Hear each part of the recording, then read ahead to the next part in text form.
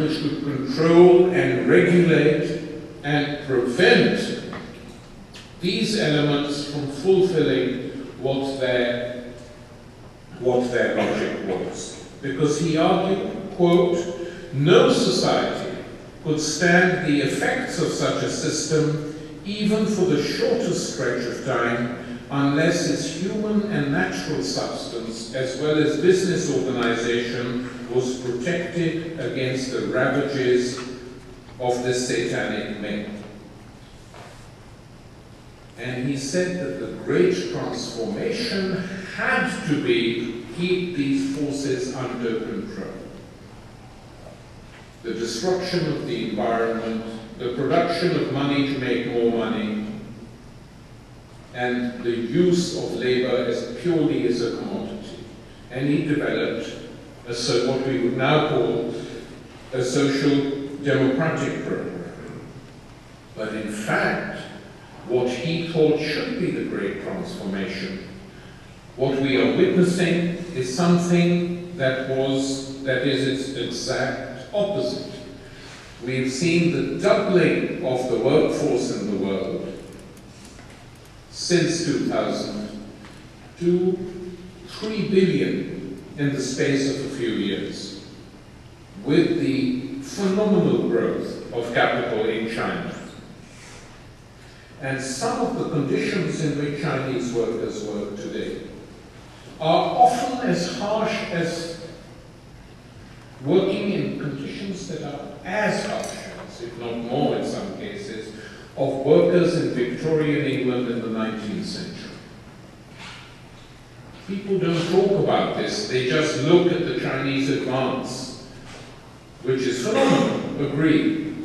But this advance has come at a cost, and at a heavy price which the Chinese leaders are aware of. Whether they can control it remains an open question. Its long-term consequences remain to be seen. At the moment, of course, it's an asset rather than a threat to Chinese capital. But the effect of it is to weaken the global bargaining power of labor, cutting the global capital-labor ratio, and making large numbers of people in the former industrialized world living on welfare. I mean, unemployment is growing at a rapid rate. And this is leading in some parts of the world to huge, huge problems. In Europe today, I hate to say this, but the far-right groups, some of them directly descended from the fascist parties of the 20s and 30s of the last century. These reinvented post-fascist groups are now coming out with social programs that are well to the left of center-left or center-right parties, leave alone American politicians of any hue, basically demanding many of the things Polanyi was demanding: control, regulation, and a social safety net, by which he meant, and by which these groups are arguing today, that certain basic things which benefit all human beings and all citizens should not be made for profit. Electricity, water, public transportation, health education. And it's embarrassing, actually, that these are the parties and groups of the right who are coming up with these demands, whereas the so-called left and center-left has been completely silenced. What about nature and the environment, which of course includes oil, includes drilling for oil, despite the hazards in this drilling, which we've seen time and time again, and which have been spoken about before, Teresa tells me, in this class and probably discussions. It carries on. You know, the Louisiana disaster shocked people. You know, the pictures coming out, both in the United States and elsewhere in the world, people were horrified. But worse things than that have happened in Nigeria, in the Niger Valley. where predatory oil companies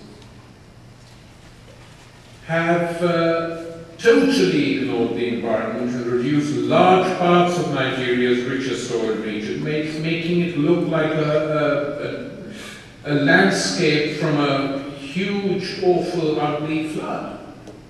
Totally polluted. And nature, which is completely ignored by those who are interested purely in profits, is capable of creating systemic shocks which make all calculations of the future very difficult. Look at Japan today. There have been big debates on the danger of going on with nuclear reactors. Many, many experts have been talking about it for ages. Fukushima, there's a lot of cover-up going on, by the way, in Japan. Probably under the pressures of the nuclear industry, who thought they'd had it made. But what has happened in Fukushima, in a country already devastated by nuclear bombs during the Second World War, is horrific. Whole areas have been written off. Large parts of the sea, people are frightened now to eat fish in a country whose staple diet is fish.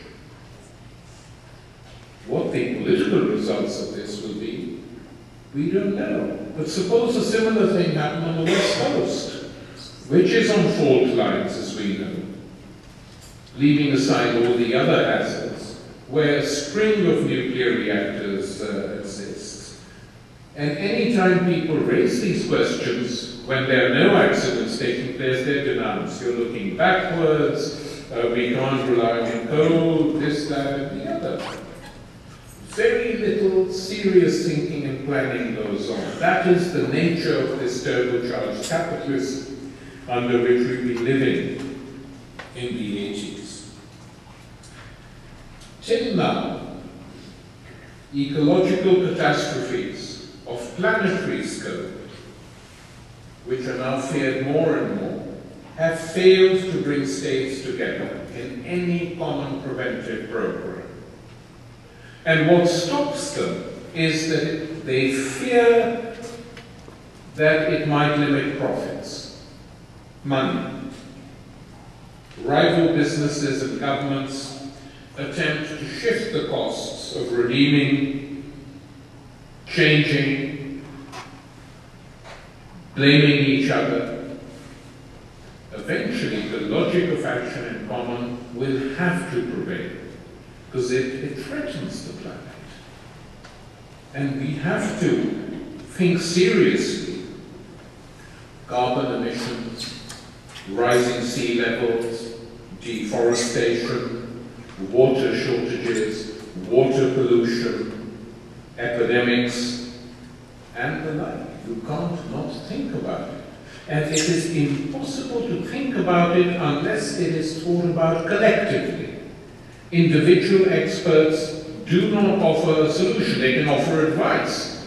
But for this advice to be taken up, you need governments.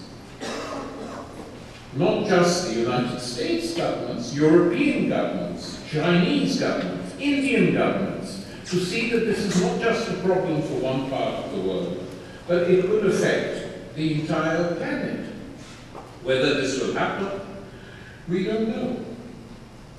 What remains the weakest link from Polanyi's list is money and its tangible future.